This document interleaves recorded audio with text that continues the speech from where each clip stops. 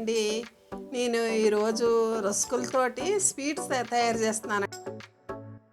ఇదిగో అండి, 100 గ్రాములు రస్కులు తీసుకున్నానండి, 1/2 లీటర్ పాలు తీసుకున్నానండి, 100 గ్రాములు పంచదార అండి, 50 గ్రాములు నెయ్యి అండి.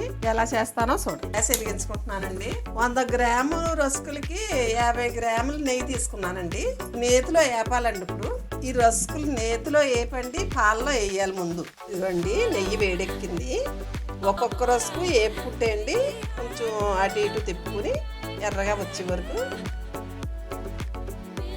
ఇదిగోండి ఏరుకొస్తే సరిపోతుందండి. నేను కాసి సలా పెట్టిన పాలేనండి నేను పోసుకుంటున్నాను. ఇదిగోండి 1/2 లీటర్ పాలు పోసుకున్నానండి. 100 గ్రాములు పంచదార వేసుకుంటున్నానండి. ఇది కరగాలండి.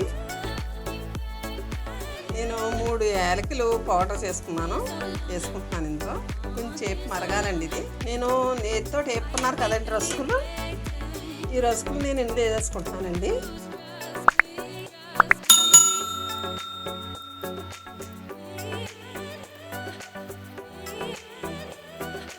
వేసుకోవాలండి అలాగా. ఈ వెంటనే తిరగేసుకోవాలండి.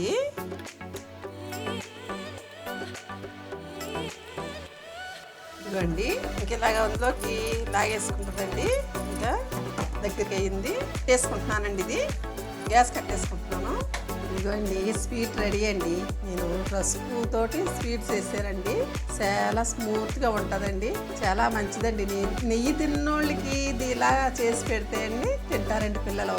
ఇదిగోండి, మీరు కూడా ఇలా చేసి చూడండి. ఇదిగోండి, స్మూత్గా ఉంటుందండి స్వీటు. తీపి ఎక్కువ కావాలంటే ఇంకొంచెం వేసుకోవచ్చండి. తీపి తక్కువ తినే వాళ్ళు అయితే ఈ ప్రకారంగా వేసుకుంటే సరిపోతుందండి. నేను తీపి తక్కువే వేసానండి, ఎక్కువ ఏమి కాదండి. ఈ వీడియో నచ్చినట్టు అయితే నాకు లైక్ చేయండి, సబ్స్క్రైబ్ చేయండి. థ్యాంక్ యూ అండి.